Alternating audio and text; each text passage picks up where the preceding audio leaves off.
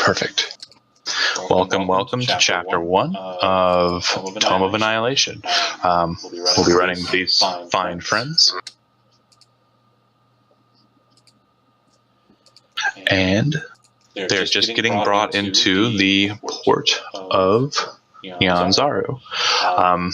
So you would be kind of exiting out of a storm as you pass through it, south towards the Isle of Chult.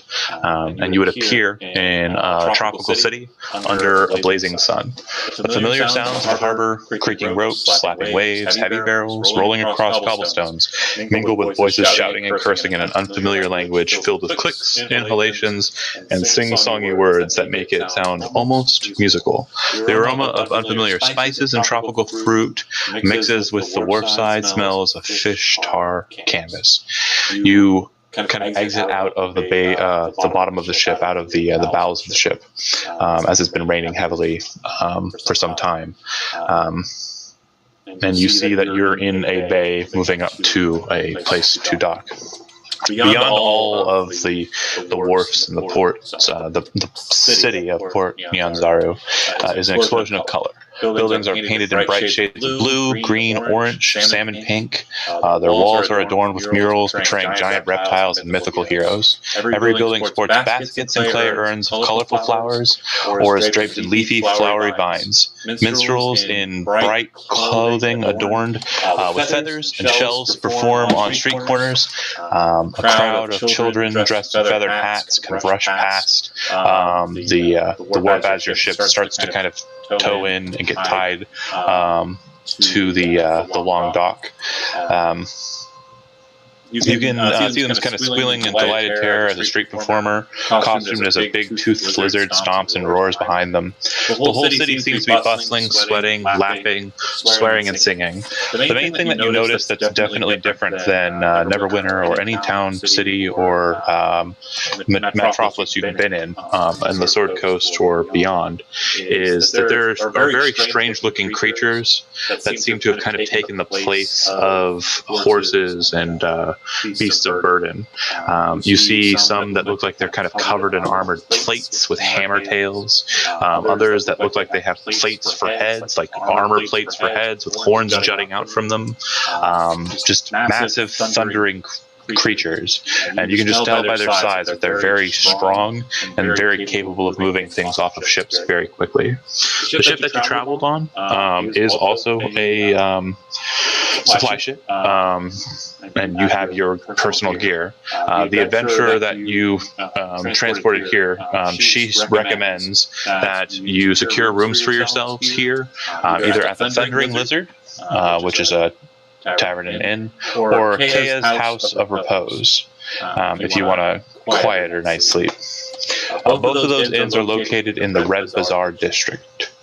And she personally will be heading up to the keep of the merchant prince, who she tells you is named Wakanga Otamu. She'll be meeting with him to discuss her staying with him. She's an old friend of his. And that said, she says, be on your way and find the soulmonger with haste. All right, I leave the floor to you. Do we need to introduce our characters for the people at home?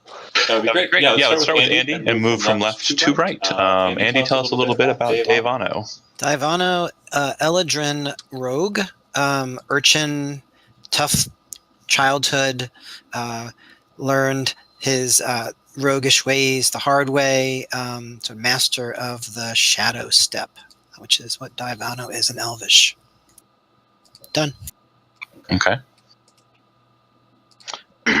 Siorsa Rutha, Furbolg Tempest Cleric, folk hero, seeking out adventure when, as is custom with my people, I communed with a dryad and let me know of some rumblings in the world, and I'm out to seek to save nature, as it were.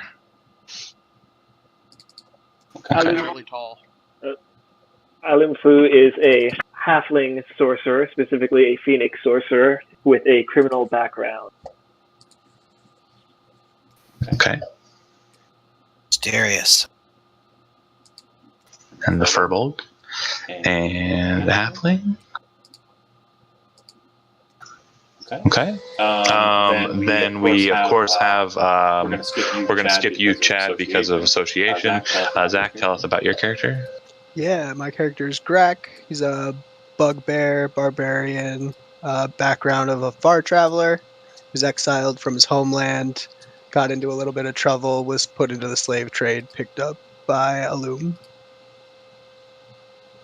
Okay. And he kind of travels kind of close with Alum. It's basically think Chewbacca from Star Wars, serving out his life debt for being rescued from the slave trade by Matt. He's willingly serving him. Okay. And last but not least, Chad, tell us about your character. Erden is a silvery-skinned humanoid, with, white markings on his skin and his face, wearing traveler's clothes with just a mail over it, and a cloak with a hood. He's got a bag that just seems to be filled with, books and writing supplies and stuff, and back, but he's mostly just walking around with his staff, just like staring at everything. Candy store with the biggest, goofiest smile on his face. He's just fascinated by everything. There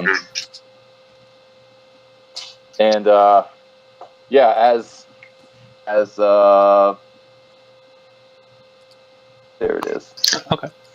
So, that's that. As Syndra wanders off, she hasn't wandered off yet. So as the boat kind of pulls up, she will kind of hobble out onto the dock.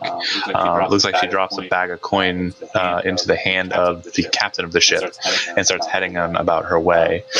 But you were saying you were wanting to kind of interject yourself to her, correct? Yeah, he was going to say, Lady Sylvana, should I accompany you? You don't have to. Of course, you have pressing business. Is there anything that you particularly want to do at Wakanga's keep? He has quite the library. He's a merchant prince. I don't know if, all of his books will be useful to you, but of course, if you want me to introduce you to him, perhaps he'll give you access. It's fine. Oh, I would be delighted. Thank you. Thank you much. Very good. I'll make sure that I leave word at the front gate for you, so that you can pass by the lines to meet with the prince. But you should secure your room with your associates first. And she kind of continues hobbling away. Then he turns to the rest of them, and, we have the choice between the two inns, so he's trying to size up the situation and see which one they seem to be preferring. I personally would prefer the House of Repose. That one sounds much more appealing to me. As long as they have a bed that can fit me, it will do. All right, Eeyore. Divano doesn't care. Whatever. Lead on.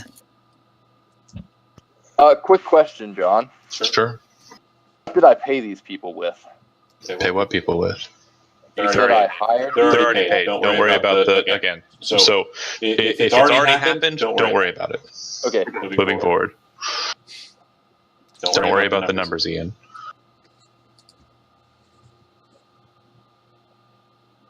All right. Shall we be off?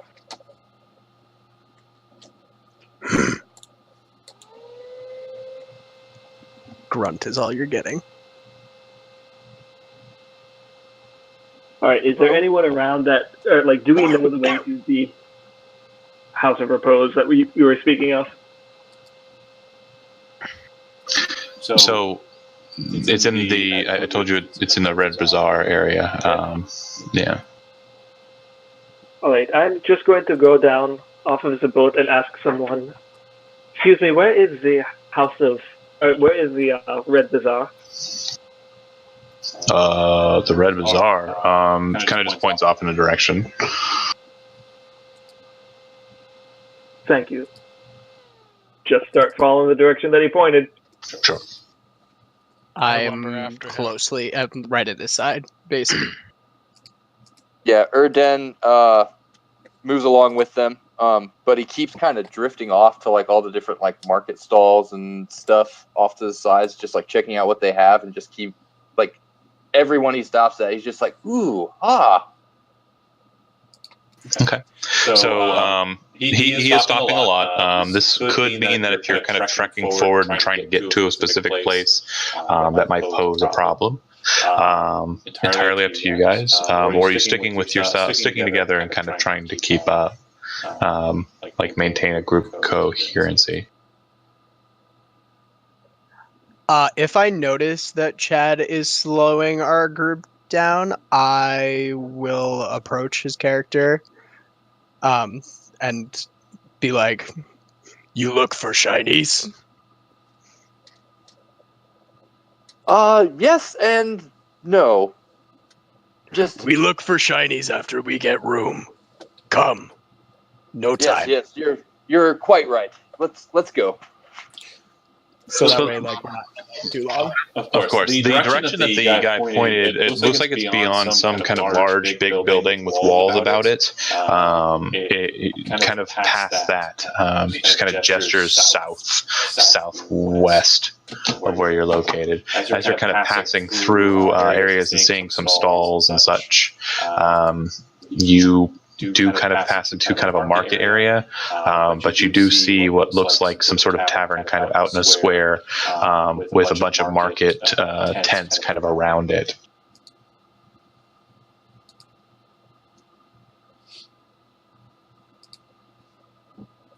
Let me get to the thing. Hold on.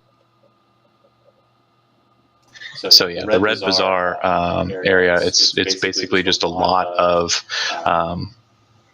merchants, vendors. You've got all sorts of things being sold here, locally produced meats, vegetables, tropical fruit.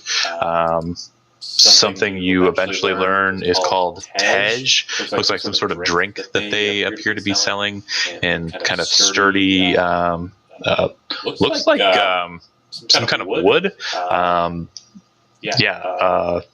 Tim Sirosa is probably would recognize it as kind of like a bamboo, like a thin hardwood that's kind of been cored out so that it can serve as a cup.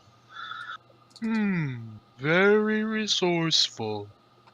You'd also see that they're selling light tropical clothing. It is kind of arid here, like it's, or humid rather. Sorry. So everything's kind of sticking to you. Definitely very different compared to the weather that you came from. There are rain catchers and other types of things that you would have in a house. I approach one of the stalls. It looks like they're selling more climate-appropriate clothing. Okay. And they go, hey, Northerner, huh? How can I help you?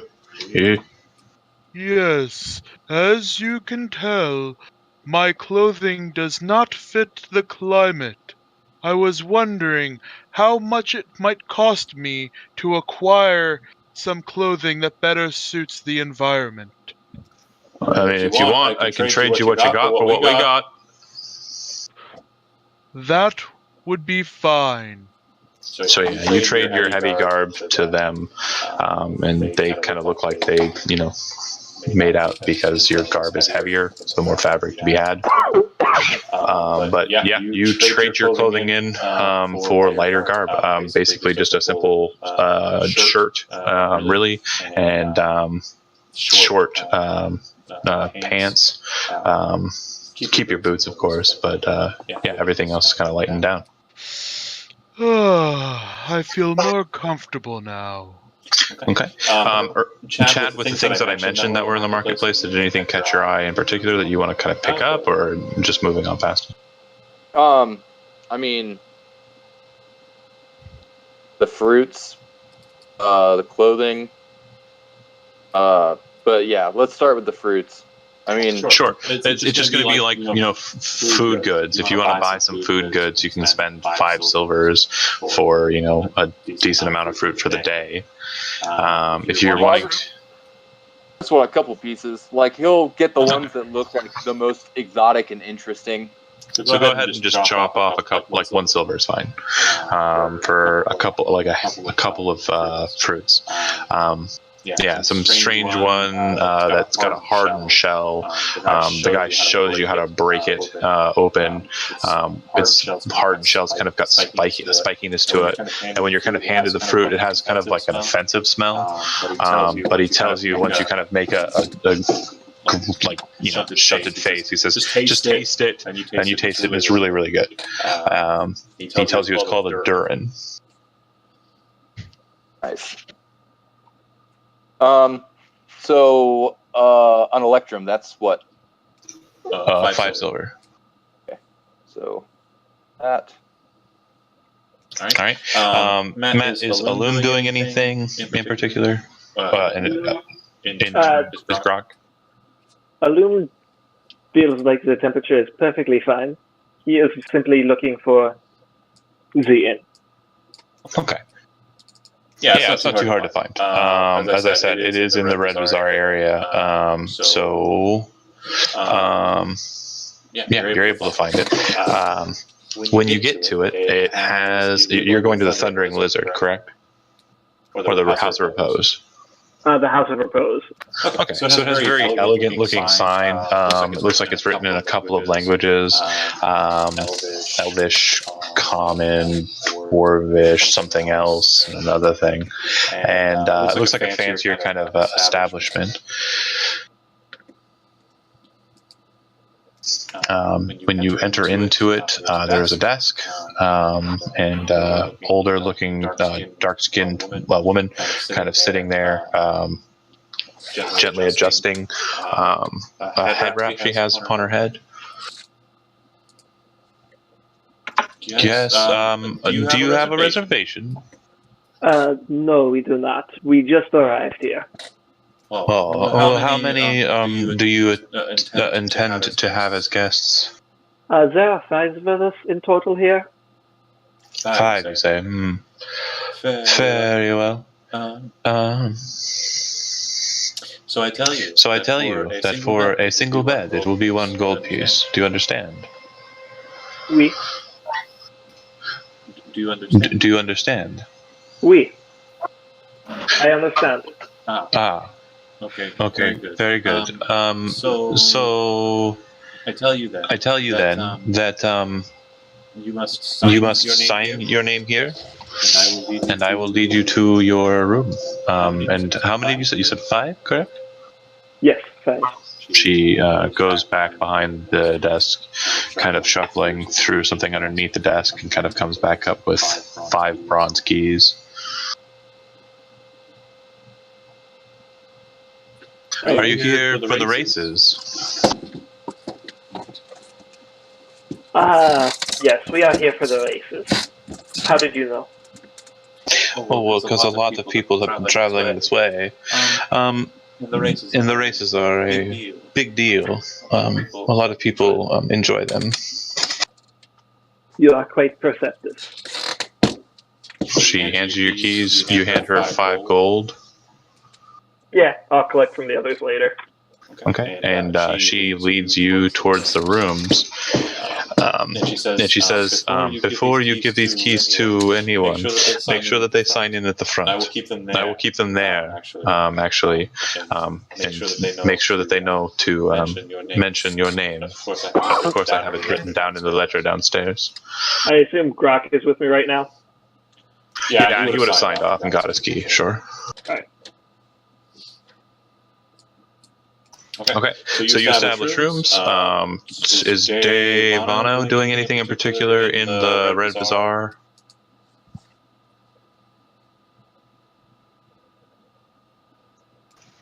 Andy? Is AFK. Sorry, I didn't see that. Okay. So we'll just assume that he's with Grok and with Illum as well. So he has his key and is setting himself up in his room. Okay. Once you've set up, and Chad, you've done some shopping, and Siorsa's done some shopping. You two kind of make your way to that place. As you're kind of entering into it, Illum and Grok are exiting. I presume you do the exchanging of keys. And they head in, sign off, and get their rooms while you go out and play. So, Illum and Grok, besides room establishment, after that point, is there anything you want to do in town? Grok, What are you thinking?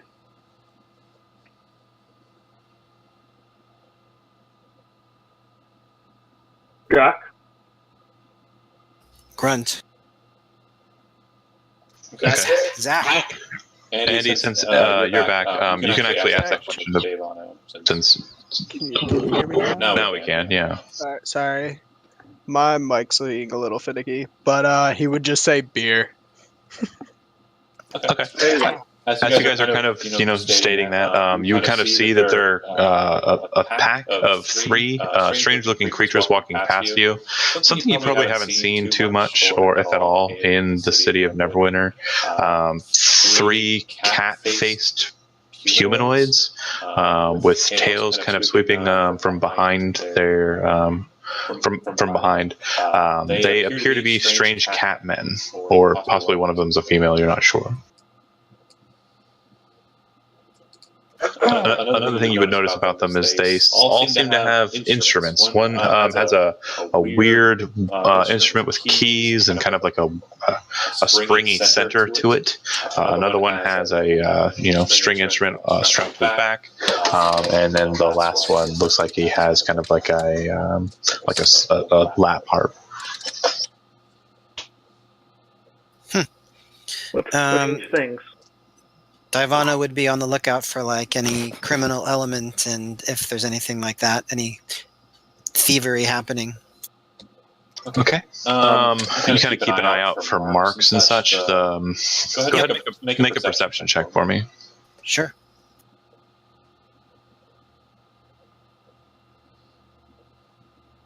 Something you've noticed on the way here and around is you keep seeing marks of the Zentarum, which you know is a pretty potent and powerful faction in Faerun. You didn't know they traveled out this far, but apparently their markings are present, so there might be Zent activity in this area. And I'd want to check out some of that Tej. Okay. Yeah, it sells for 2 copper piece a cup. The cups don't appear to be very sturdy or like they would last again. They literally are just a piece of bamboo. But yeah, 2 copper pieces of a drink. Great. I'm sorry. A mug costs 4 copper pieces. Apologies. It's tasty. It's pretty Any good. funny effects from it? No, it's technically kind of like a wine. It has a honey kind of taste to it, and it's pretty good. Okay. Yeah, it's not as harsh as ales or beers. A little bit more palatable for your elven tastes. Okay. As you're kind of, walking about again, anything in particular that you want to do? Nope, that's it.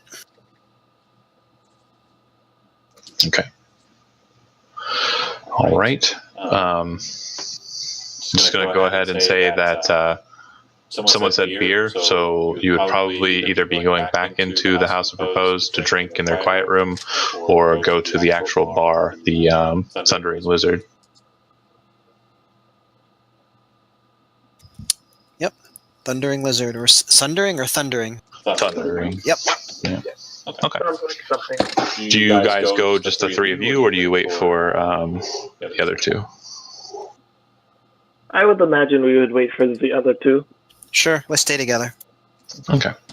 And Erden and Siorsa, you are offered to go with them to the Thundering Lizard for drinks. Oh, no. I must be off to see the merchant prince. They're expecting me. But don't we need to figure out exactly what it is we are going to do from this point? That's kind of what I'm doing. Ah. So if you'll excuse me, heads off. Does anybody want to attend with Chad's character, or is everyone else going drinking? No, I am not going to waste my time on him. I shall accompany Erden and make sure nothing happens to him. Very much appreciated, Siorsa. All right. Okay. So we'll go ahead and deal with the alcoholics first. When you get to the Thundering Lizard, it's a raucous place. It's definitely a very bawdy location. Lots of people kind of, talking, yelling. You're pretty sure you hear a stereotypical sound effect in the background, which sounds like a Raiders of the Lost Ark fist to the face. In looking around, you don't see a fight, so it was obviously ended pretty quickly. There's a couple of the strange cat-faced minstrels kind of out and about playing music. The strange instrument that had kind of like a weird bellows-like center is playing this sharp, kind of loud music. It's an accordion, by the way. It seems like a pretty raucous place. The bartender kind of looks over at you and kind of starts gesturing for you to come over to him. Let's do that. What are you doing here? What do you want? You drinks? You staying? Just here to listen to the music or whatever? All three. You're not staying. Yeah, we are definitely into the drinks and the music. I'm sorry, we're staying the other place. You're not staying here. You're staying at the gentle word. Fine. Well, that's fine. What do you want to drink? We've got beer, and we've got dwarvish beer. You don't have any wine or anything like that? We've got beer, and we've got dwarvish beer. I will take a beer.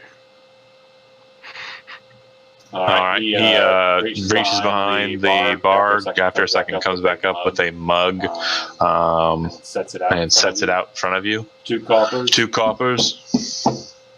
Oh, also, John, I would like to point out, every single time I'm interacting with something, I'm typically using Mage Hand to do it for me.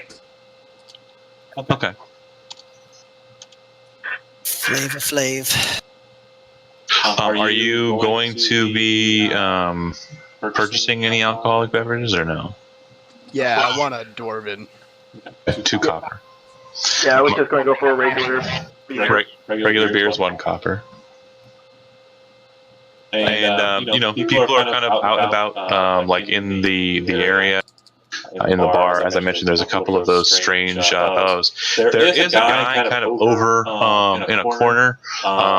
It looks like he's trying to just stay to himself, but people keep walking over and handing him books. It looks like the same book, and every time the book is set out in front of him, he kind of flips it open, signs the intro. That looks like he's signing the book and hands it back to them with a smile. This happens a couple of times. Turn to the barkeep and say, "Who's that? Who's that fellow? He seems famous." Oh, that's Bolothomp. Bolothomp Gadam. You've never heard of him? He wrote a book. It's famous. What kind of book? It's called Bolo's Guide to Monsters. It's something he's coming here to sell. A lot of them to the merchant printers. A couple people have got copies from the mainland up north, and they've been following him out this way. Bit of a celebrity, I guess. Huh. I just would lean over to the other two and say, I wonder if he knows anything about what we're doing. Why don't you ask? Bartender kind of leans into your conversation that you're whispering and says, he's pretty well known around these parts. He did a little bit of a study work while he was writing that book of his, so he might know some folk if you're interested. Thank you. Thank you. No problem. Don't mean to pry, though. Are you guys from out of town? Are you guys going into the jungles, then? We shall see. A bunch of you foreign folk have been coming into town doing it, traveling into the jungles and whatnot, saying they're going after something called a soulmonger or whatever. What do they say when they come back? They don't come back. I knew you were going to say that. Yeah.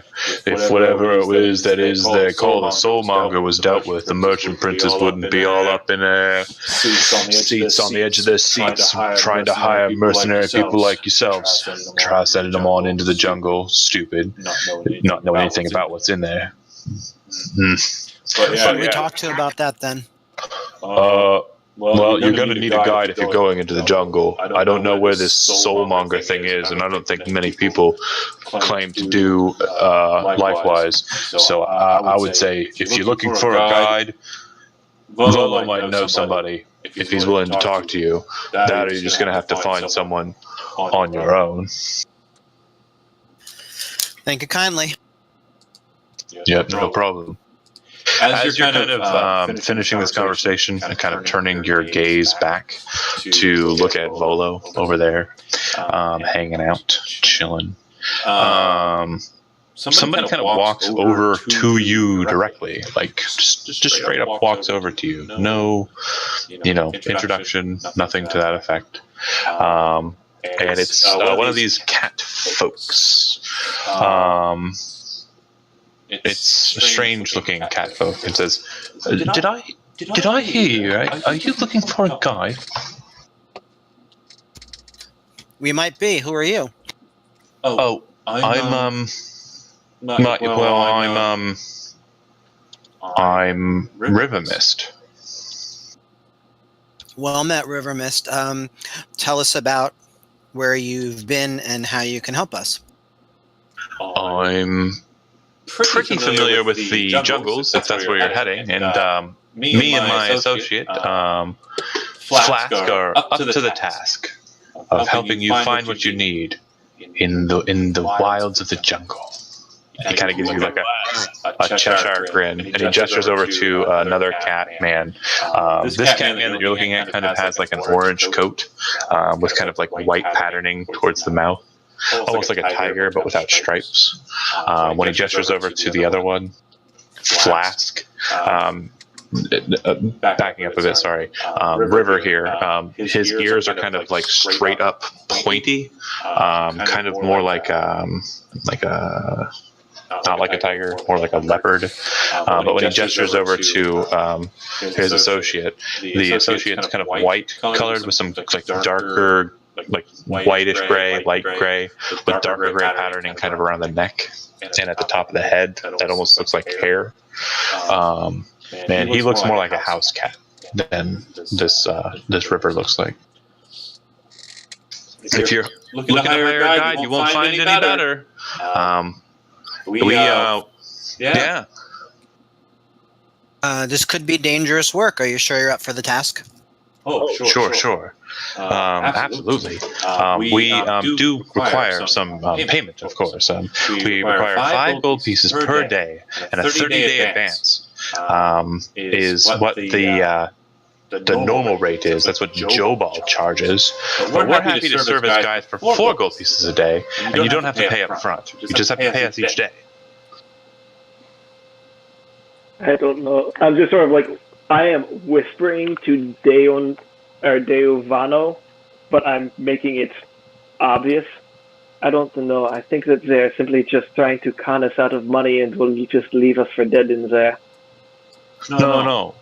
We get paid each day. So you would pay us each day. I'm saying that Jobal, our competition, Jobal and his no-good flunkies, the other guide types, typically will charge 30 gold pieces, or 30 days of 5 gold pieces apiece up front. Whereas we just want our pay every day, 4 gold pieces a day. Heck, we're willing to take it at the end of a 10-day if that's what you prefer. But 4 gold pieces a day, that's what we charge. For each? No. For us as a unit, as a guide. Divano sort of incant. Can you say words in cant, or is it just? Basically how cant works, it's hand gestures and kind of like subject matter that might seem off topic to people who are listening in but isn't, to kind of relay a message. So could I cant soulmonger? To her, or to River? Yeah. She doesn't seem to pick up what you're putting down. Okay. You think all tabaxi are rogues? No, I'm just wondering. I just want to get a sense of what's happening. Why don't you two wait here? My friend is going to talk. Has to do some business, and we'll get back to you within a half hour. Is that good? Oh, sure. We'll be here. We're listening to our friends play the instruments, so no problem. And River kind of walks back over to her associate, Flask. Is there a way that we can get the bartender's attention without the other two of them knowing? We're listening in on the conversation. So it seems that Joel, it seems that they're sitting now farther away than the river was initially. So she's not up and about walking around. So yeah, you're pretty much sure you're out of earshot with the So noise. let's lean into the bartender and put a copper on the bar and say, what do you know about those two, and what do you know about their competition, Jobol? Jobol is Merchant Prince. He's someone who has a guild of guides to travel out into the jungle lands. Officially, it'd probably be your best choice to go through the Merchant Prince Jobol to get a guide, but those two are all right. I'll be honest, they've gone into the jungle a couple of times and come back, but not to track this soulmonger thing you were talking about earlier. Mm-hmm. They might be up for it. They might not. Just depends. And the reputation of the Merchant Prince and his guild of guides as good? Depends on who you ask, I guess. Everything's situational, depending on your perception. They're fine to me.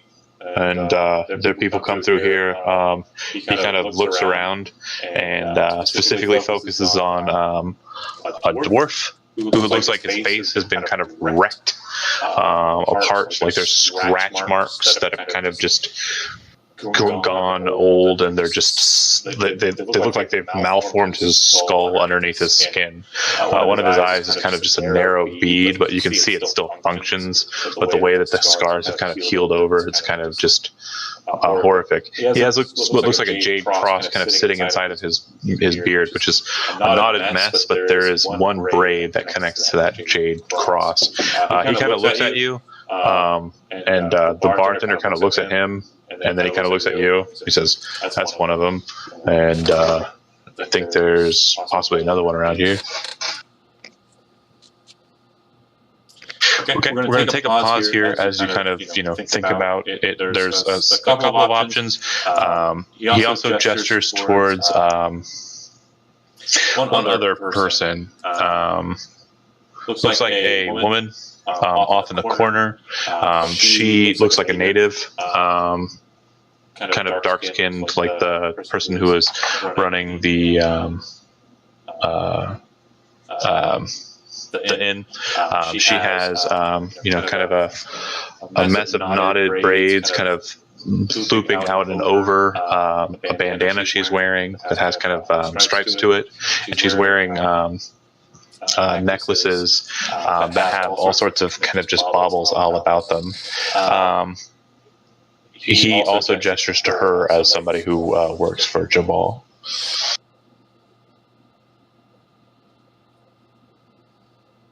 Okay, thanks. Mm-hmm. We're going to go ahead and cut to Chad and his ilk. There's a very long line, and as you kind of move up to the Merchant Prince's establishment, you're kind of forced to go towards that line unless you contest these guards who are trying to get you in line. Oh, no, I'm expected. My name is Erden the Lore Master. Yeah? And who says you can pass? I came with Sindra Sovane. Oh, you're the Ogma priest. All right. Yes. Come along. Who's he? Gestures towards the Furbolg. He is my bodyguard, yes. Fair enough. If any weapons are drawn, though, I'll let you know. It's the Merchant Prince's right to respond with a sanctioning. So. Oh, I assure you, Siorsa will be on his best behavior. Isn't that right? Yes. Go ahead and sorry, Chad. Make a history check real quick for me.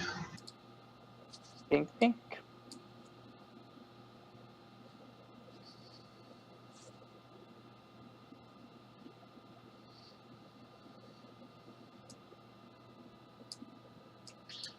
All right. So you would know still, because you have that book and you've been reading it a bit, but the term sanctioning is a legal term in the lands of Chult, specifically in Port Nyanzaru. Merchant princes have the authority to sanction someone, and the second that someone has become sanctioned and is officiated, that person is legally allowed to be murdered.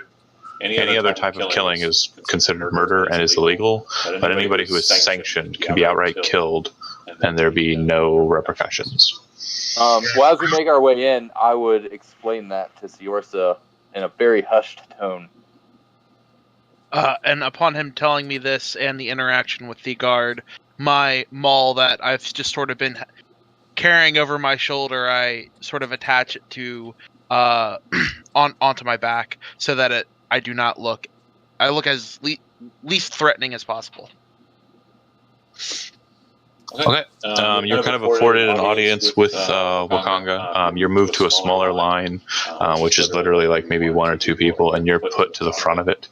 And the person behind you kind of like leans in and says, "How much did you bribe the guards?" Erden turns and gives him his equivalent of like a charming smile and just says, "Enough." Yeah, probably more than me. Takes an entire month's savings to talk to this damn Wakanga. And just as he's kind of like muttering and turning to the side, the guard in front of you kind of leans in, grabs your shoulder, and kind of leads you into the chamber. Wakanga is, sitting upon his throne. He has very just fine-looking and very bright, vibrant robes, just lavishly resting about him. One of his shoulders is kind of left bare. Underneath, his dark skin is kind of tattooed with kind of white print, and he has just a very graceful look to him, sitting upon his throne, kind of looking down to you.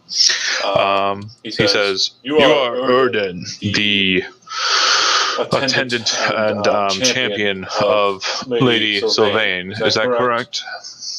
Yes, that is. Very, very nice to meet you, Lord Wakanga. It is an honor to meet you as well. Of course, I have plenty of business, as you can see from the lines outside, that I must deal with throughout the day. I must ask you, if you have a purpose, in this meeting, I ask that you make it quick.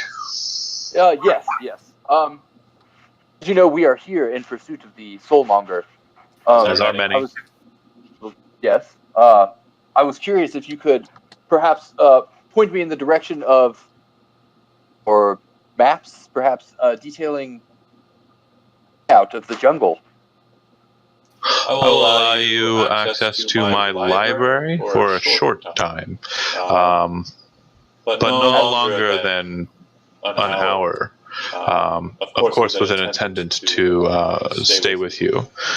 If you find any documents, maps, rather, not documents, that you would like copied, I will of course allow you to have them copied, but you will pay the price for the paper, or for the parchment, and for the inks. It shouldn't take more than a couple of hours to have those maps copied for you.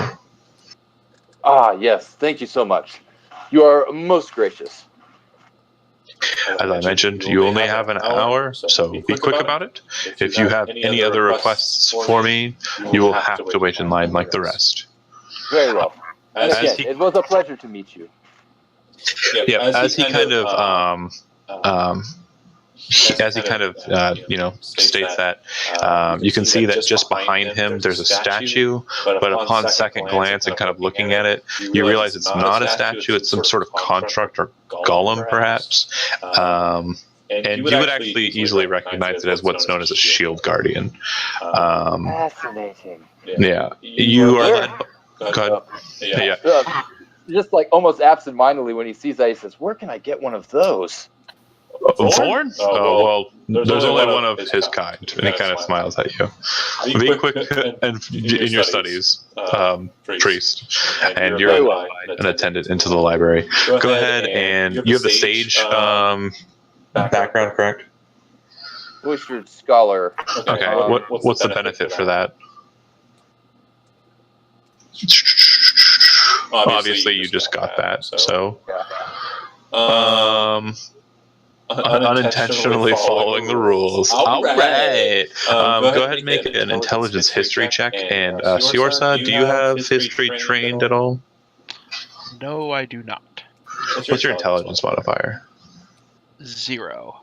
Okay, so it's not a negative. So I'll allow you to act as like Erden's kind of assistant, as he kind of points you in direction and kind of like uses you as an assistant to help him find what he's looking for. And I can reach tall shelves.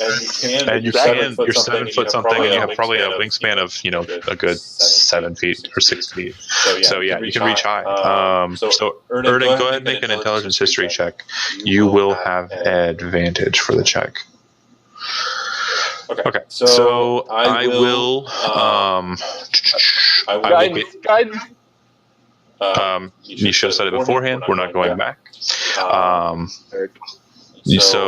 that said, this would have been an hour duration anyways. So guidance would have really assisted in that anyways. Either way, the point is you would be able to find a map of the Isle of Chult, and you would also be able to find some information regarding what appears to be an old kind of ruin, a place called Omu, a forbidden city. And from what you can see in the stories here, the information that you're basically able to kind of gather is that this lost city of Omu is where ancient magics and powers lie, and somewhere deep within, somewhere either inside or near there is an old tomb, that old powers reside within. It's very vague information. You aren't able to get much detail out of it with your check. But basically what you find out is that there's this old forbidden city called Omu that you have a little bit of information about, and possibly the most likely candidate for where this soulmonger might be. It's somewhere in the jungles of Chult. So he requests that he can get a copy of the map. Does the copy of the map have anything about the location of Omu? No. Okay. A guide might be able to assist, and a map would definitely give you some, directionality, but you're probably not going to be able to just go out there and find it. So I would request a copy of the map, and even as I'm like skimming through this book and I'm finding all this vague references to Omu, he reaches into his bag and pulls out like his writing kit, which is basically just a journal, like ready-made stuff ready to write with. And he starts like jotting down details in his little book. Right next to his sketch is that durian fruit that he was eating. Is there a strange map that just appeared with a bunch of white hexagons that's now loading? Yes. Okay, that's the map you get. Oh, excellent. So what, is all the white stuff just blank? Like unexplored? So they actually I'll be completely 100 with you, Roll20, if you're listening, probably not. But you guys definitely did it up on this one. I spent a lot of the day looking over this one, and you guys did a great job compared to some of the other Wizards of the Coast modules. This map in particular is my most favorite part, in that each of those white cells there is an object that's been loaded over the image and can be pulled away when you start revealing more of the map. It's something that I plan on doing personally for my West Marches game, so it's really quite cool. So the map that you can see it, you can see that you can see Port Nyanzaru, and your map has all of the information that you can see. If it's covered up, you don't know about it. Excellent. And I will make sure, if you want to, go ahead and just grab a screen grab of that for yourself. I'm pretty sure you'll probably be able to find the map, the player's map of Chult on the D20, or the Dragon Plus, rather. Okay, hold on a second. I need to shrink everybody's avatar. I don't even know what that means. What is Dragon Plus? It's a magazine, a digital magazine that they release every month. It's free. Oh, okay. John. Yeah. Where exactly on the map are we right now? Top of the map should be a big name called Port Nyanzaru. Oh, okay. Yeah, I see it. Yeah, the Bay of Cholt is where you arrived, and you guys came into Port Nyanzaru on a bright, sunshiny day. Oh, and one thing I apologize. I forgot to mention it. It was something that I put a note down here to mention it, and I just realized it's down here. But when you entered into Port Nyanzaru, kind of floating above the bay was a strange ship with a balloon kind of up over it. Very strange indeed. Do I see the symbol on the side of the ship? It is an AI, yeah. Now we got that Easter egg out of the way. Right. I don't play in Faerun much, but if I'm going to do it, I'm going to try and sound like we're consistent, baby. No one's ever going to watch this. Doesn't even matter. You're a bunch of extras. It's cool. So before they leave, Siorsa, I appreciate you coming, joining me to see Wakanga. Is there anything you'd like to do before we head back to the inn? All right. Sorry. Go ahead and finish that. I'm sorry. I didn't mean to cut you off. Go. Well, I wouldn't mind checking in to see if there's any trouble brewing in the land.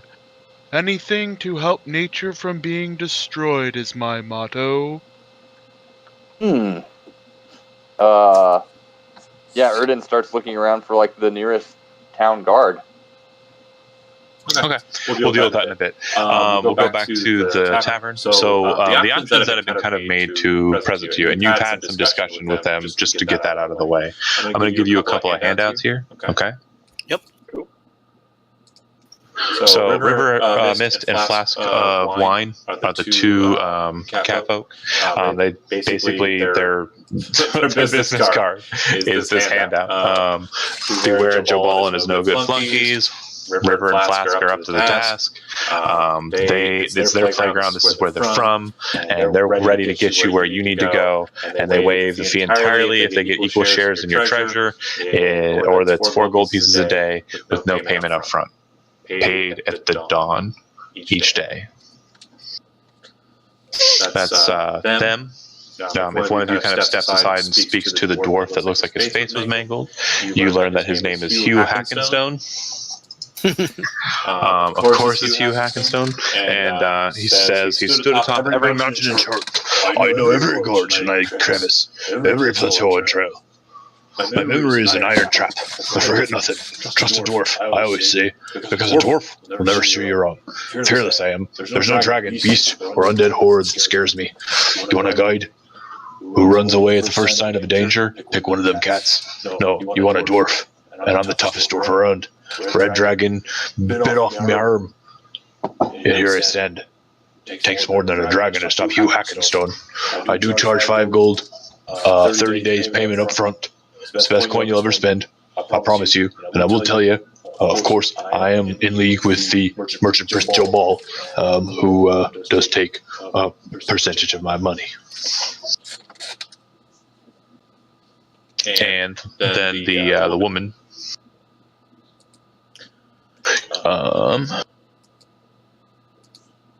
You learn her name is Iku.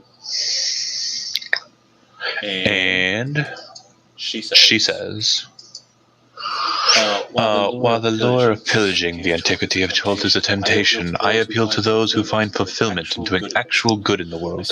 I seek to rid the jungle of evil. There are many ruins and ancient temples that must be reclaimed, so the spirits of nature can return to their sacred places and live in peace. There are evil impostors who seek to blind you with promises of gold, but will only guide your throats to their blades. My rates are standard. 5 gold pieces a day, with a 30-day payment up front. A small portion goes to pay off the merchant Prince Jobal. The rest I give to charity. I have a feeling I know which one of these the Fireblog will like. The who would like? The Furbolg. Oh. Yes, the Fireblog.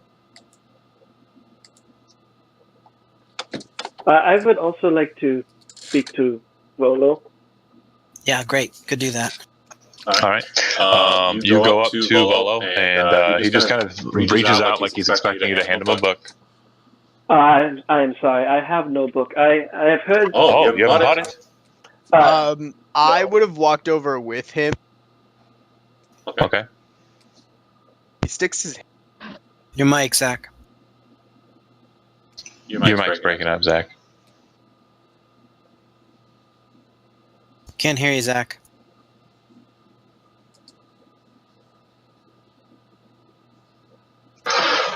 Oh, technical He's talking to difficulties. Bolo until he gets his mic back. I think He's walking over there. I want to buy. If not, I'm gonna buy a beer and walk over there.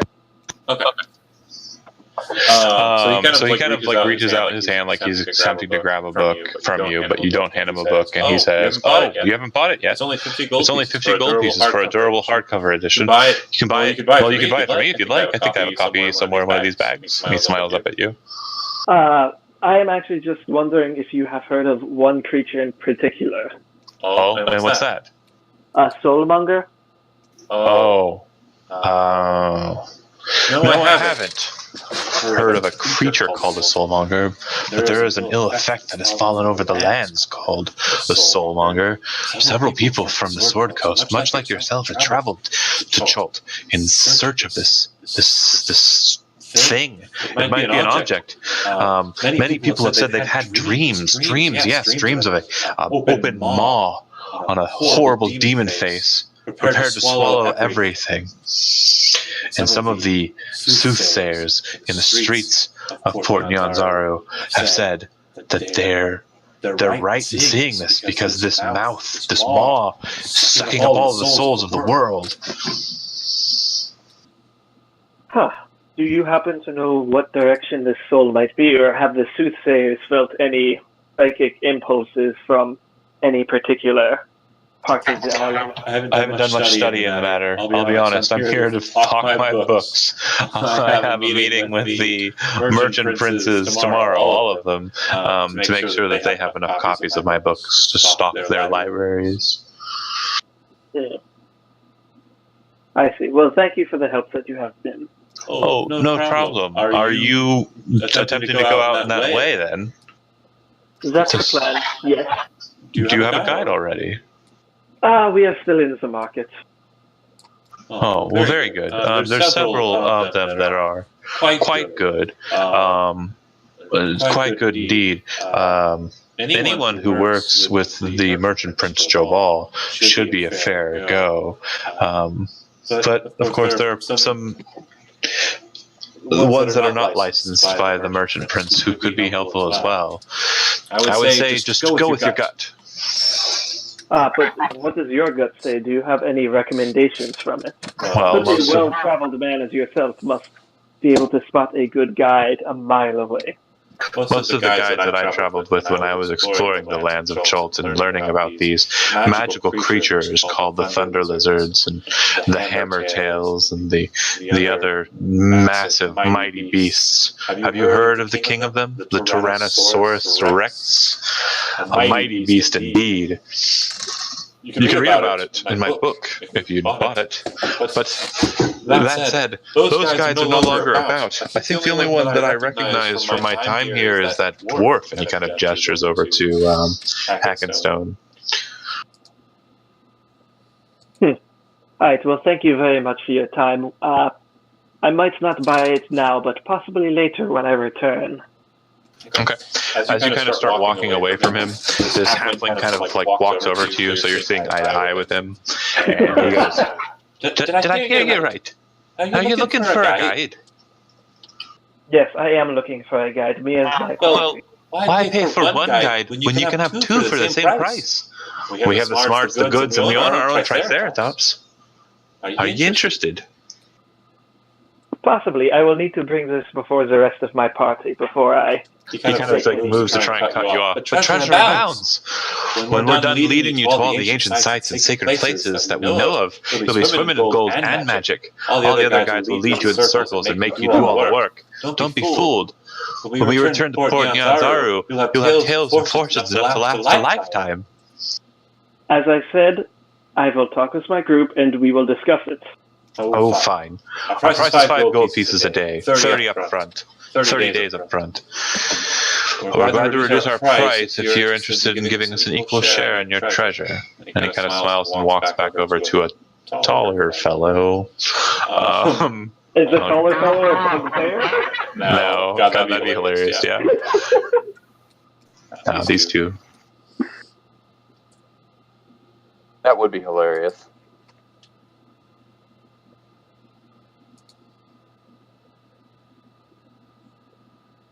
Okay. I think at this point we're just going to, unless you guys have anything you want to do, I'm content waiting for the others to return. Okay. You guys try and get information about, bad things in nature and the like. You're kind of coming down the way, just as it looks like this large tumultuous event just happened. It looks like there was some sort of race that happened throughout the city. Looks like some fellow in a purple cloak won, and they're basically kind of moving on and away from that very quickly, headed towards the ports.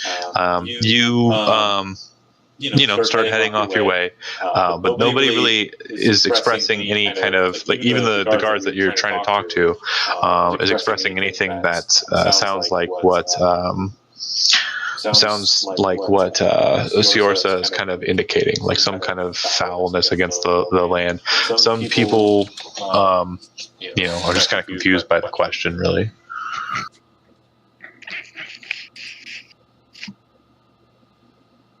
Erden looks at Siorsa and shrugs. Well, I guess we should go meet with the others and see what their experiences have turned up. Yes, I think that is a great idea. We can see if maybe they have also heard of this Omu. Yes, let us be on our way. As we're heading back, does Erden see Volo? So you would come into the tavern about, I'd say 3-4 hours later. By this time, Volo has left, as have a number of the people, but most of the guides that I've mentioned are present. And by the time that you arrive, a couple of people are kind of filtering into the place as well that are not from before. The bartender, if you're close, Alum or Devano or Grok, kind of leans in and says, "That's another one if you're interested."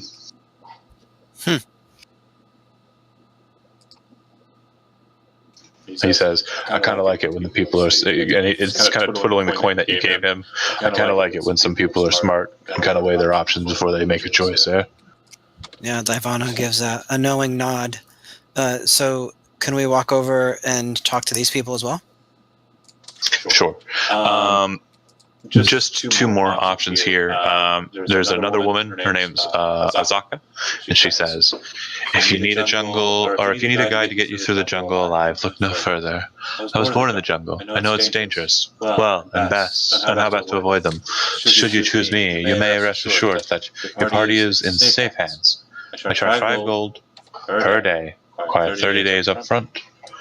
For those adventurers who aid me in a personal quest, I will waive my fee and guide them to places no one else has ever found. This quest will take us to Firefinger. The evil terrafolk that roost atop Firefinger stole a wooden mask from me, and I want it back."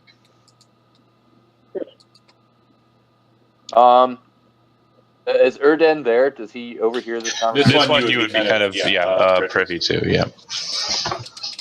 Then he says, "Tell me, do you know of a place called Omu?" I do know of the forbidden city of Omu. What's this Omu? It's in Lord Wakanga's library. It seems a likely candidate for a soulmonger. Did your dusty old books tell you about the Tyrannosaurus Rex, the king of the thunder lizards that resides in that place and rules over it? No, but that man Zolo did. Sorry, not Zolo, Volo. Volo? To be fair, it's probably in his book. She smiles. Volo? Volo was here? Yes. He was an odd man. She smiles and she kind of taps her bag. I got a signed copy. She smiles. You punch her and take her book. I do the Yoda where I'm like smacking her with my staff and just like trying to take it from her. The last person that the bartender indicates is a guide. Is a dwarf. So you'd say. This dwarf is very strange looking in that he's really pale. And he has tattoos of crescents over his eyebrows, a tattoo of a circle and 2 dots beneath it on his, like, right in the middle of his forehead. And his white skin, the tattoos are blue, so it's a very strange look to it. If you kind of, move up to speak to him, he says, "Jungle's my home. I know it well. I can guide you anywhere in Chult for a fee of 5 gold pieces a day. If adventure is what you seek, join my quest to reclaim Hrakhammer, my clan's ancestral forge. Volcanic eruption forced us to abandon it many years ago. The fire newts that have since taken over must be driven out or destroyed. At the very least, we must sneak in and recover a relic known as Moradin's Gauntlet. The fire newts must not be allowed to keep it." Erden's like, he's just hanging out with this chick with the signed Volo book. Yeah, she doesn't pull it out to show you. Says, I left my copy at home. I simply didn't have room to bring it across the ocean with me. I would have loved to have had him sign it. Andy, go ahead and make me a perception check real quick. I forgot this last one. You would see that there's a woman kind of who stayed pretty much out of the main bulk of it, and is kind of every so often has winced as the cats with accordions have passed her by. But she kind of looks to you and kind of makes a gesture to you, which you recognize as a thieves' cant gesture for audience. Ooh, okay. So quietly move over there. Okay. I would say that Erden is pretty much distracted, trying to have a conversation with this other guide about Volo and how he's present. Matt, would you be kind of like caught in that as well? I do not care about books. Okay. So you're still kind of meandering about. Your passive perception probably wouldn't have noticed that Davano has kind of slipped away. He hasn't really been talkative with you thus far. Grok, since you're kind of more wary and attentive, go ahead and make me a perception check.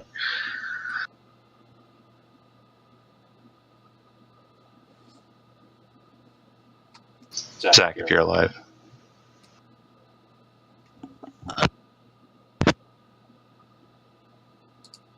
I think he's alive. I just think it's his mic's on the fritz. The technicals. Okay. We'll just presume then that you did not see it, and Siorsa's probably not going to be terribly quick to react anyways, and is probably trying to keep up with what's happening between Erden and this other one,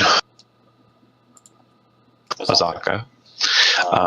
You walk over to the table and sit just very casually, knowing that's the standard practice.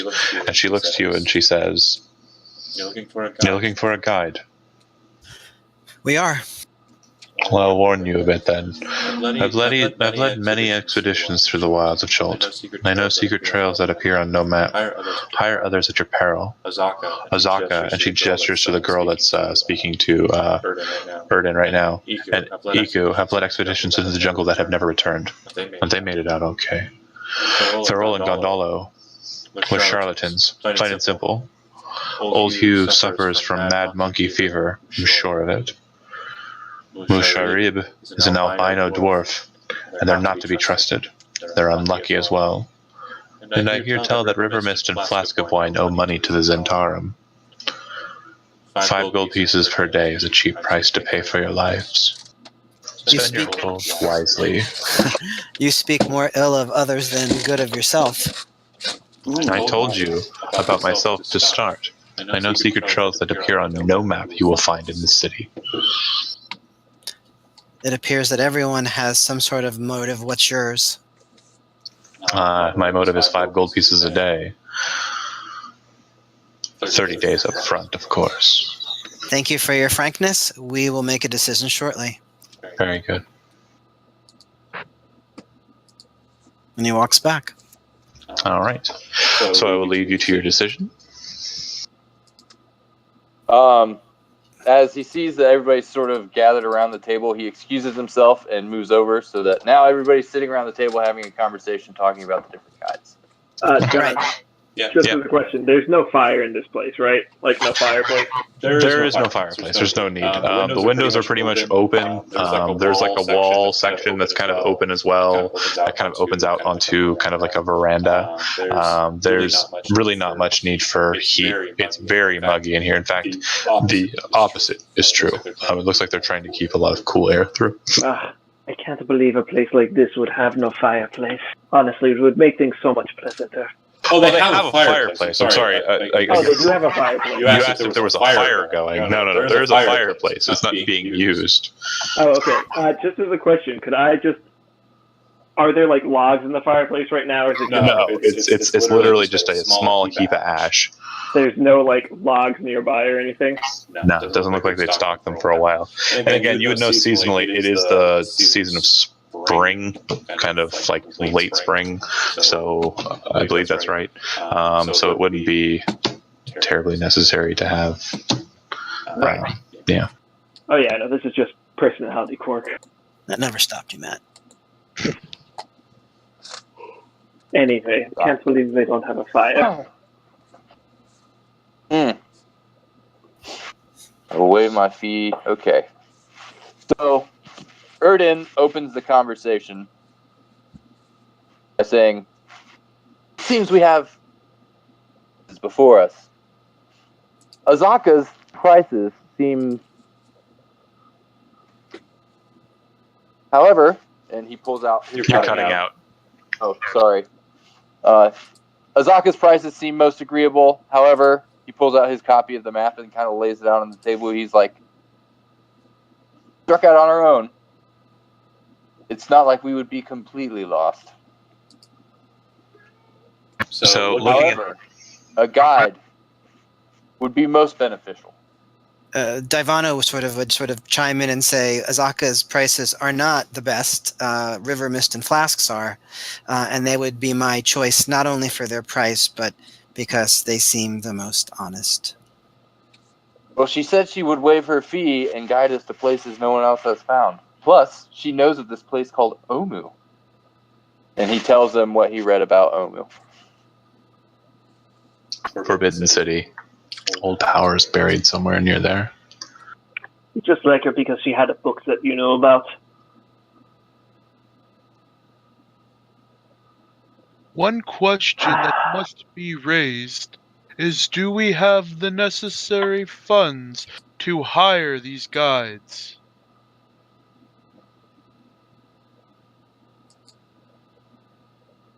I only have about 13 gold left at this point. That is my concern as well. So real quick, Chad, you would have a kind of an ability to draw from a purse of coin from the adventurer, Lady Sylvain. You know that you could afford a guide. I'm going to keep that bit of information to myself for now. Yeah. While we continue the discussion. We could always hire one of them, like Iku, who said that she had something that we could help her with. Azaka. Azaka. Was that Azaka? Whichever one. If we were to help either Azaka or Musharib, I would like to inquire more after what we will be helping them with. I do not want to run afoul of the land and hurt it in some way by helping others just to save on some money. Perhaps we might be able to help others in the city to earn some extra coin to hire them at their regular rate. I believe that would be a waste of time. This wasting disease that the soulmonger has caused, it waits for no one. I agree with the scholar. Well then, perhaps we need more information from Azaka and Musharib about these fire newts. If they are but natural creatures, I would not wish to harm them if it can be avoided. What do I know about fire newts? Could be reference to creatures known as salamanders. Basically fiery elemental creatures that are very territorial. But not really natural at all. They're elementals, so they kind of have like a serpentine lower body, fiery upper portions. Yeah, as he's talking about learning more about the fire newts, Erden's like, elemental salamanders. They're not natural creatures by any means. Go ahead and make me an Arcana check. Think. So yeah, you're basically kind of corresponding them because you're from where you're from. You're basically relating them to creatures known as salamanders. You don't know what a fire newt would be, other than that. It sounds like nothing more than salamanders. Sure. Well, if this Azaka has some book that tells of monsters, maybe we might inquire of her what they actually are. And while we're at it, we can ask more about this mask of hers and what she claims to be evil, these terrafolk.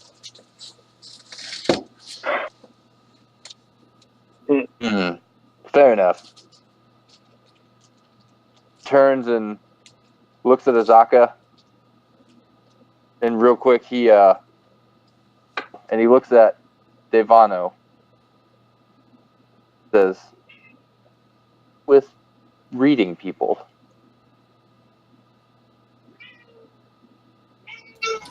Cutting out a lot. You need to speak into your mic. Says, Devano, how are you with reading people? I think I do a pretty good job of that. Very well. I say we speak more at length with Azaka. I would like you to let me know if she seems less than honest. Okay. All right. And Erden looks back towards Azaka and he waves her over. Oh, she doesn't come to you. You go to them. I walk over with them because I want to hear this with my own ears. Okay. So she kind of, steps up to you guys as you kind of approach her. So you decided? Are we leaving tomorrow in the morning? She smiles. Miss Azaka, if I might inquire after a few more details about this quest you need help with. What is the significance of this mask you need us to help you retrieve? And if you would be so kind as to give us a better description of these terrafolk you so briefly described as evil. I'll be completely honest with you. It's really my own quest, so I cannot speak too much on what it is that I seek. I tell you this, it is a mask that was very important to me. Very important indeed.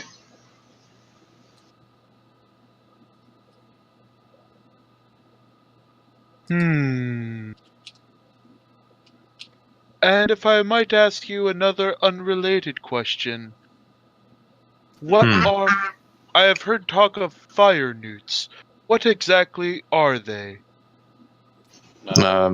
Small creatures that are made of the stuff of fire.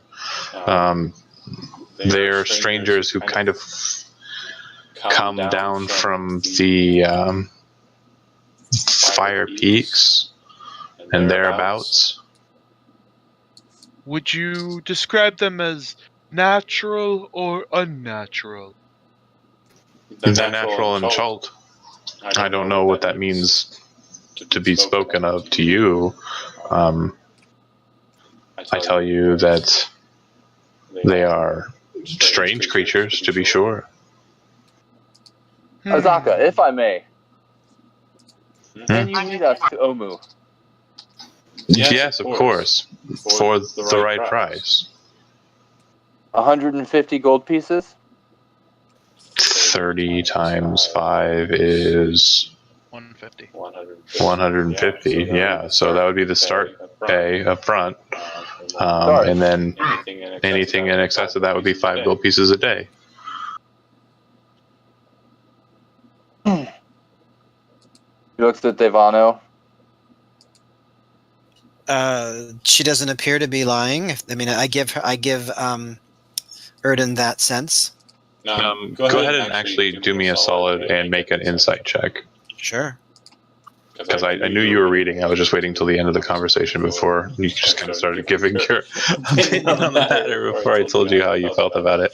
There's something strange about the way she's kind of like keeping information about the fire finger and also the wooden mask that was taken from her. You realize that this item is hers. It was hers, and it was taken from her by those creatures. But from what you're kind of gathering, there's just something, I don't know. She's hiding something. She's got something that she's keeping to herself, and it's a secret about herself. Like there's something different about her. There's something wrong with her. It might have something to do with that wooden mask. So she's not lying in terms of what she's telling us. She's just withholding something.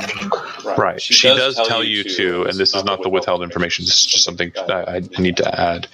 She mentions that this mask, it's a wooden mask carved in to resemble a tiger's face, and it's a family heirloom to her. Her family house is the house known as Stormfang, and it's hers by right. She wants it back. Have I ever heard of any sort of family of artifacts like that? Like artifacts that are held within a house? Yeah, that's very common. It's called an heirloom. No. Have you ever heard of that? I'm talking about like wooden mask fashioned in the shape of an animal. So yes, but it sounds like something definitely native to this area. Something that may not be as common on the mainlands, but it definitely sounds like something you might have read about in your Tourist's Guide to Chult book. So Erden says, "We will pay your fee. Will take us to Omu." Well, you're not making a decision for us. No. Okay, so That's not how this works. As you start to kind of like agree to it, she kind of like smiles and like peeks up, but Devano kind of starts pushing you away, and then her face kind of gets sad. It's just, hurry up and make a decision. I want to leave as soon as possible. Erden smiles at Devano and he says, "I assure you, none of you will have to pay a dime."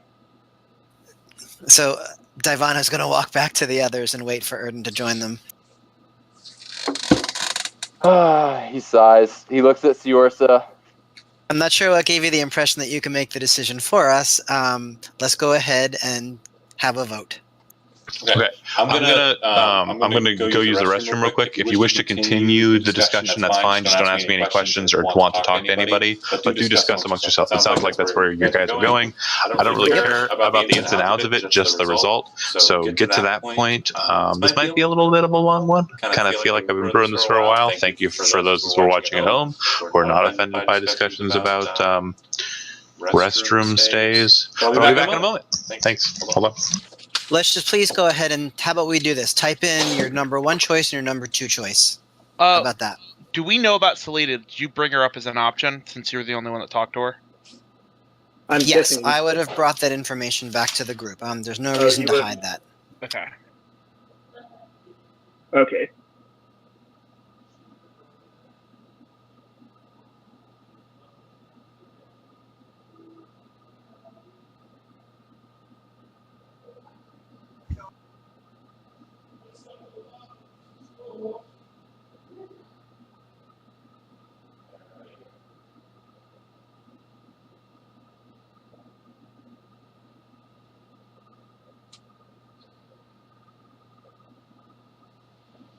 So here's the thing. We can pay her fee, and then if she insists on us helping her, then she's coming to us for help, and that means we can get something from her. It seems like there's no good choice. There's no obvious choice, and many of the characters seem like they have ulterior motives or just outright flaws, right? I don't like the dwarf who's not afraid of anything. That's not good. I agree with not getting hacking. I also don't like Feral and Gondel, the halfling, and the tall man thing is the halfling was so pushy. Oh yeah, Agreed. definitely not them. I'm kind of up for either of the freebies if we do a quest setups. I'm not opposed to it either, but at the same time, I'm probably leaning more towards we know where Azaka. your allegiance leans right now, Chad.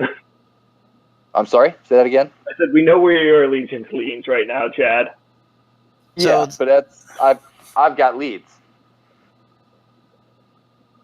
I like that Salida, at least. I mean, we haven't done any kind of like reading on her, but the fact that she's stating that she knows secret ways might be nice. It would be potentially the safest. And then I like the goodwill nature of Iku.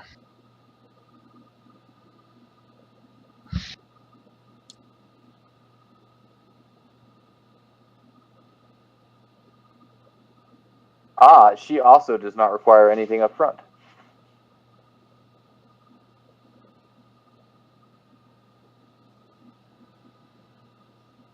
Did you get this? Erden asked Devano if he got the sense that she could be trusted.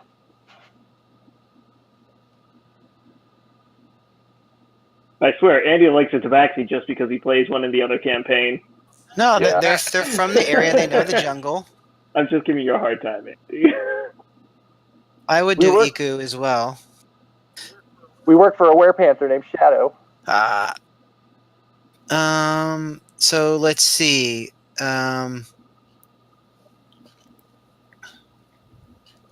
I'm also going to use the bathroom.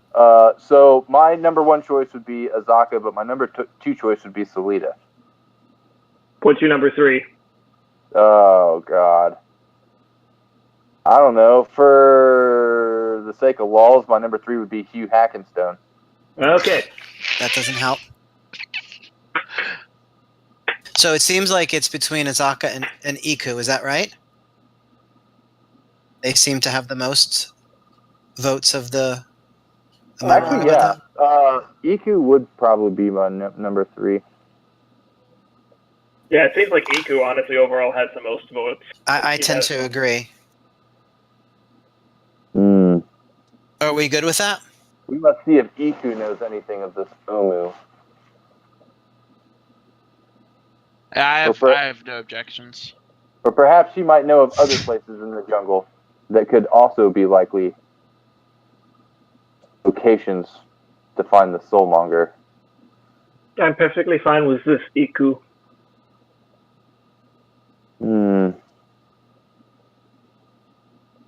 Very well, let's take a vote.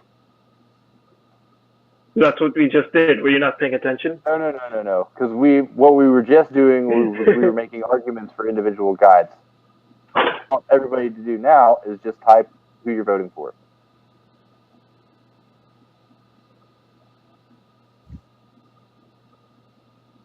Yeah, same. That's fine. I'm fine with Iku. Yeah, okay. I think we all decided we're fine with Iku. Yeah. Where is she? Well, once John gets back, I'm sure he'll tell us. Okay, well, I'm also going to go use the restroom, and... 5-minute break, everyone. Bathroom time. Be right back. I already used the bathroom.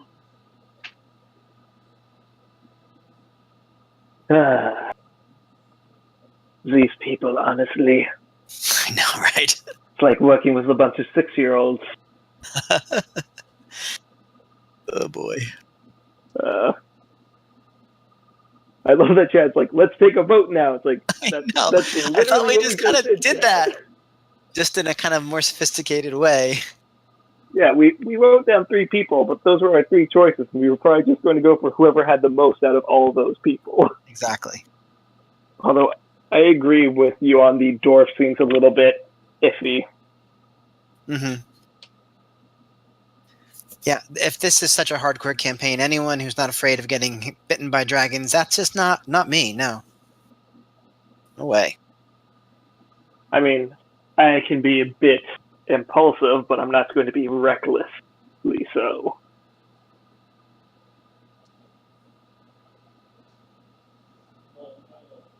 Although I did like the Thieves' Cant lady. Yeah.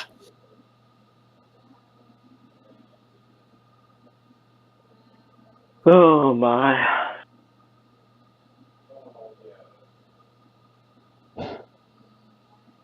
I also love that Chad just sort of like, here's the money. It's like, no, we did not agree with it. See, that's the kind of thing that I think we need to do is just to pull him back. I mean, just that's the gall to think that you can just do that.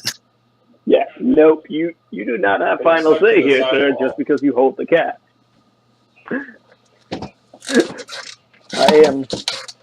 We are going to veto that sort of thing.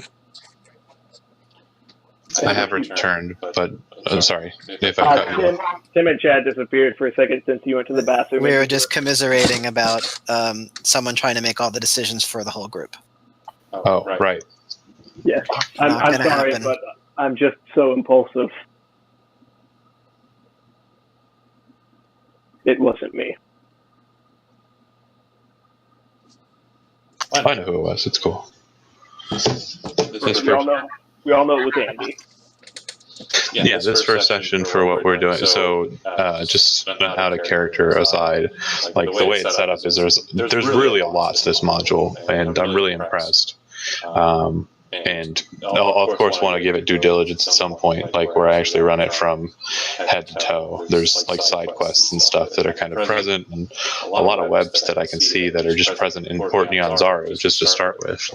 But what I'm going to be doing is kind of directing it towards just the chapter base and trying to get through 4 chapters before we end it at the end of the month. So the first chapter is just getting you guys ready to go out. that's all it is. Yeah, I kind of figured that was what tonight was going to be. Just kind of, we're in, we figure things out, we plan to leave. Yeah, the next one's the fun part. Also, are we going to be doing a decent amount of leveling up for this one, or? You guys will be level 2 by the end of the session. Okay. Sweetness. Yeah.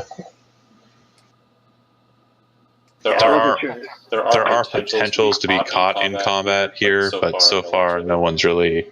You guys have been playing it pretty straightforward and haven't been asking to go into different other directions or anything like that, like I normally expect from you guys. So far so good. Well, I mean, this is like a 4-shot. I think we all want to just try to plow through as much as possible. Absolutely. And again, there's no onus or like impetus to kind of get to a specific point. Like there's no way we're going to get to the 5th chapter, which is the last. It's just it. But like the kind of mentality I have is try and burn through chapter and chapter, kind of speed run. Yeah. Okay. Well, I think we made our decision. We're waiting for Tim and Zach. I mean, as a character, Grak is just gonna agree with the fucking halfling. That is right, you are. You are my bitch. Yeah. Oh, God. He doesn't have enough independent thought to worry about it. Like, he understands what we need to do. He doesn't care how we get there. So, like, sure, fucking that guy seems great. Whatever. That's, like, Grak's opinion.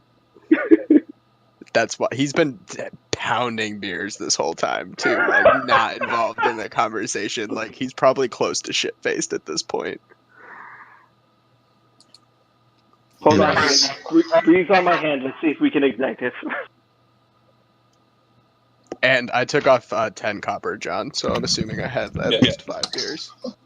Yeah, you've had exactly 5 dwarven ales. So Just regular beers are only a copper a piece, so if you wanted to kind of... no, it's dwarven ale. Okay. I'm drinking the drink. Yeah, he's going for the good shit. It works better.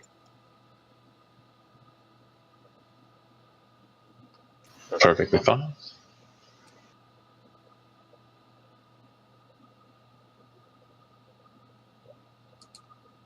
We're just waiting for Tim, you said?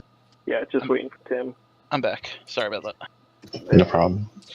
Okay, so you've been given the options of the guides. They should all have handouts in your player handouts folder, which are available to you under the Port Neon Zaru Guides subfolder. And I believe one of you said that you've come to a decision, but I don't know if that's accurate. Is that true? We have come to a decision, yeah. Yeah. Okay. So who would you like to approach? Go ahead, Erden. He approaches Iku. Okay. Let me pull up her handout real quick. Yeah. Says, I've been told you know secret paths. So wait, no, sorry, wrong one. So I've been told you can guide us safely through the jungles. I could, of course. Yes. Tell me, have you heard of a place called Omu? Oh, of course. Everyone who's a guide knows of the forbidden city of Omu. Not many people travel out that way, and most who will tarry into that place will meet the demise. I have unfortunately been associated with at least one group that was ill-fated. I unfortunately got away, but they were not as lucky. And the jungles were not as kind. Have you heard tell of the Soulmonger? I've heard whispers about it throughout the bar. Do you know what it is? I too have heard nothing but whispers. Do you know of anyone who perhaps has evidence? I'm sorry, what? Solid or concrete information. About the Soulmonger? Yes. Unfortunately, no. I would ask the merchant princes if they have any information, but other than that, other adventurers like you might have more information leading them to where they're going. But I couldn't say for sure. I believe Omu would be a good place to start. Well, If you meet us there, I'm willing to pay your fee. Of course, but I tell you, Omu is not anywhere near Port Neon Zaru. It will be a travel. It will be a time to get to that point. Omu is kind of near the western base of the Peaks of Flame. It is almost halfway across the entirety of the Isle of Chult. Knowing that, do you still wish to go there? Peaks of Flame. I like the sound of that.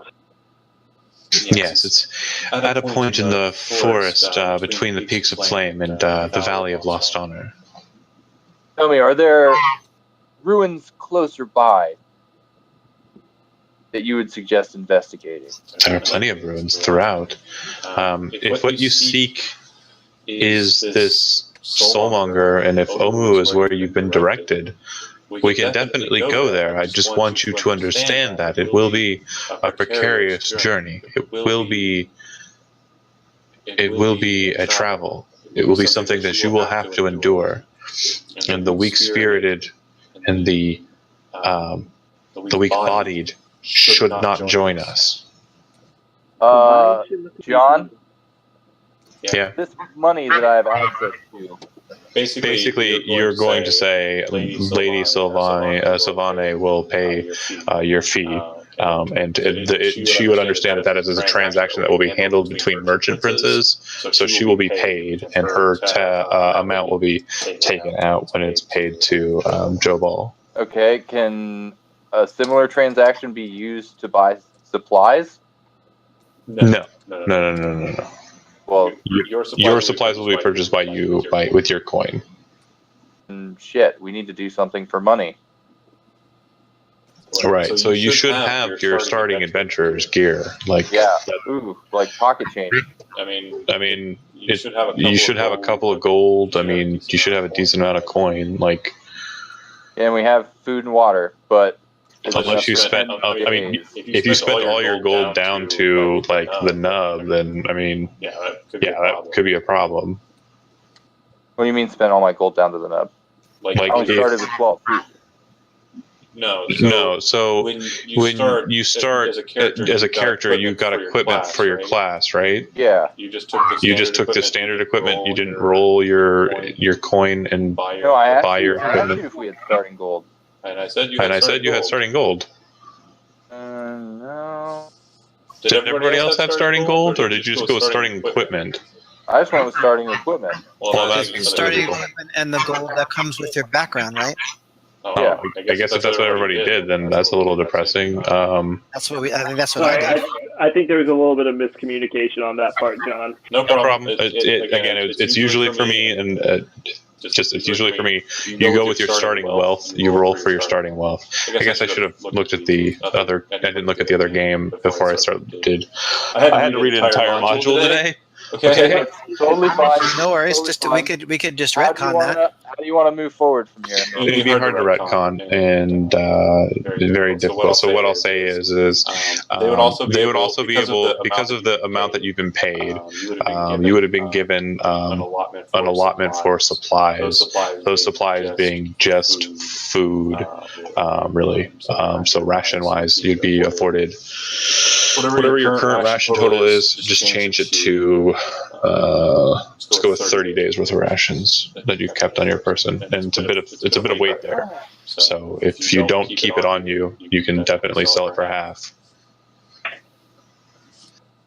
Because each day's worth of ration is 2 pounds.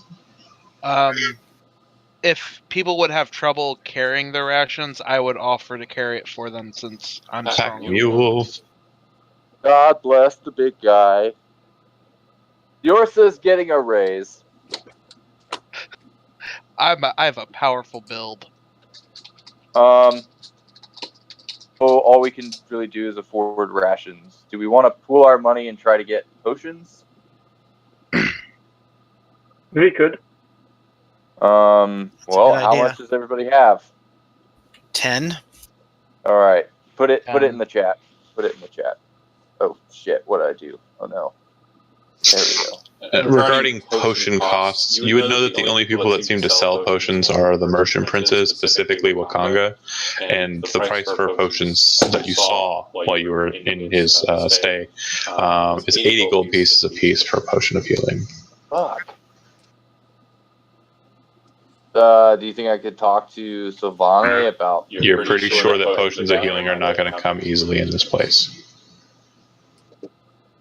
Don't worry, we'll be fine. We need to drop the West Marches mentality of potions being something that'll be easily acquired. Okay, fair enough. Of course, they're great to have. For sure. We got all our supplies. This looks like it's the best we can do under the circumstances. So I'm opening the floor to everyone else. Anybody else have anything else to add or say or what have you? Oh, they'll be fine. Don't worry about it. Healing potions are for the weak. I would just bring up that if we feel ourselves ill-equipped or prepared, maybe we should see about doing a small task here or there first to acquire necessary supplies.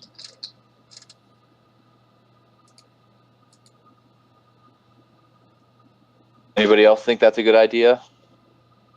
We've got the guide. We know where we're going. Yes, I think doing the side things is a little bit of the waste of the time. I say that we get on with the guide. Yeah. Agreed. Then after all that's taken care of, we reconvene with Iku and we let her know that we're ready to leave whenever she is. Okay. I'm a terrible person. I totally misgauge. When she mentions that she knew the location of Omu, she did so in a very guarded fashion. I'm a dumb dummy. I'm a dumb dummy. Okay. But was that guarded because of the previous tragedy? No. She kind of keeps it like a little bit more just to. She didn't mention exactly where it was located. She's kind of keeping it closer to herself. She said it was about halfway across the island. Yeah. But it does seem like she's willing to transfer you guys. She wants to take you guys to it. She just vaguely says it's halfway across the island. Retcon. I know the people who are sticklers will know that I said more than that, but yeah, it's because I'm a dummy, and I forgot which person was talking. Derpy derp. So anyways, so it just a final answer. Iku is your choice, right? Yes. Yes. Okay, great. She says, of course we can leave in the morning. That would be great. We will set out. Do you have any preparations that you need to make? When do you plan to leave? Is tomorrow morning too early? No, tomorrow morning works great. Wonderful. Will we be walking? Oh, yes.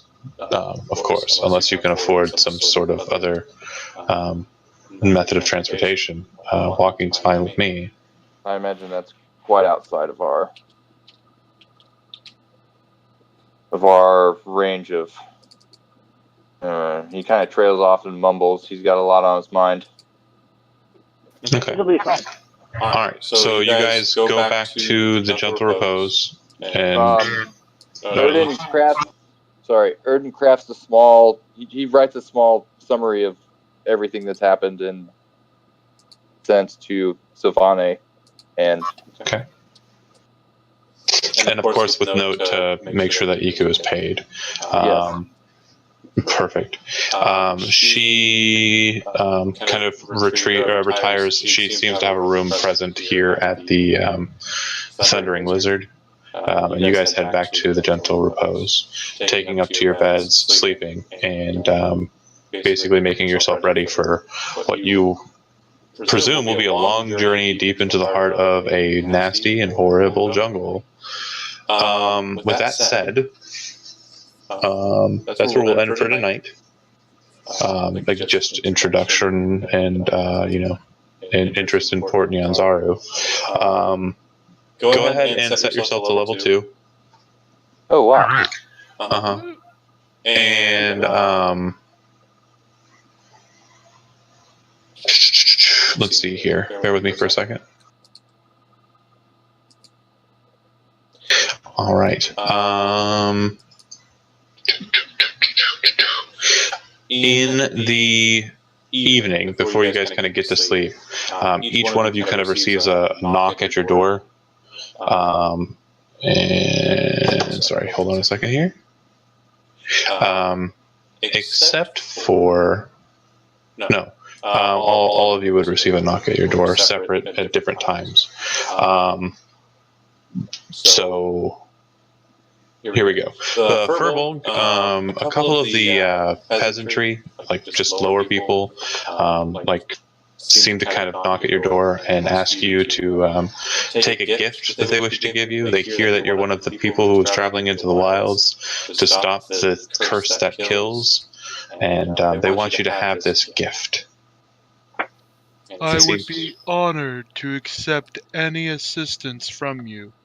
You have my gratitude. It seems that they're handing you a simple vial of some sort of reddish liquid, and they kind of offer it to you in hopes that you'll use it.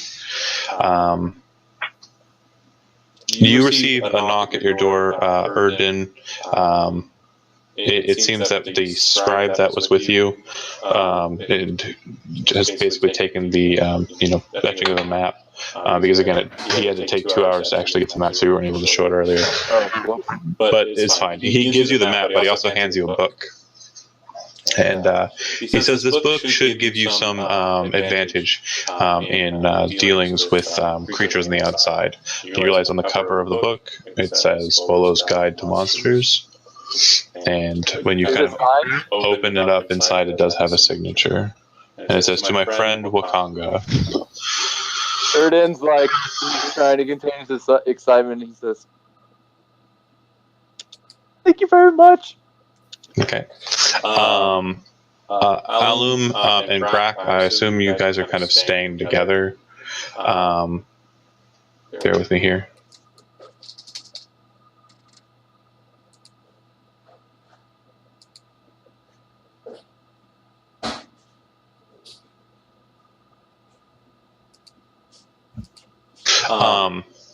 Alum, when you kind of settle in, there's a knock at your door, but it's kind of a special kind of knock. And you would realize it's a special kind of knock that's a familiar knock among you and those in your past, like your background. When the door opens, the guy kind of looks at you with a nod and kind of just slips something to you, and then just kind of just moseys on down the way. What he slips to you is a bound piece of vellum. When you kind of pull it open and look at it, you realize that it appears to be a scroll. Looks like it's a scroll of some sort of spell, which I'll bear with me here. It is a scroll of Scorching Ray. All right, and then that's all he leaves for you. Nothing too terribly much for the Far Traveler. We'll deal with his at the beginning of next session. And Verbal got the potion, the book. Oh, right, Andy, my brain. Sometimes I skip out on my notes here. Not really anybody comes to you. Again, you're just, a young kind of thief. But as you're kind of out and about because you don't sleep and just kind of, exploring the town, is there anything in particular that you would be kind of doing? Like, again, you don't sleep. Are you just staying in your room the whole time, or do you want to go Sure, I could get out and about. Sounds fine. Okay. Go ahead and just make me a percentile roll. All right. So yeah, over the course of the evening, just committing to old habits, if you will, you manage to rack yourself up a decent amount of coin, just kind of slipping past people and such.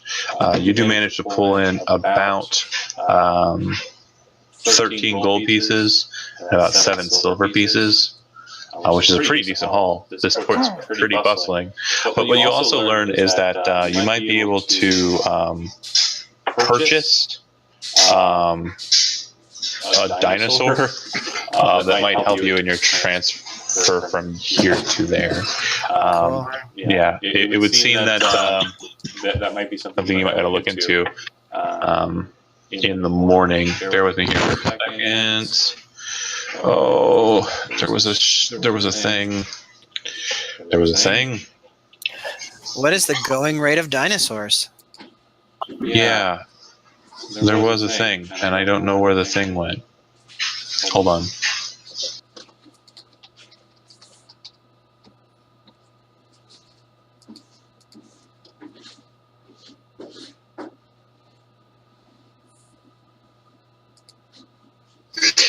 So for behemoths or dinosaurs, whichever you'd prefer to call them, there is a type called an Allosaurus, which could be ridden like a horse. Not like a massive one, but it could also be used to kind of pull like a sled or a cart. You think you might be able to, if you can, muster up 150 gold pieces. You could get one. You might be able to get away with paying 50 if you were able to negotiate it down. Okay. All right. So food for thought. I'll go ahead and end it there, though. So next session, we will be just kind of exploring in the morning. Andy, if you're going to pursue the dinosaurs, great. And then also we'll be doing a small bit of a thing with Zach's character when we start the day off. I'm going to go ahead and end the stream. Thanks for watching, although I know no one did. Okay, just Thanks, John.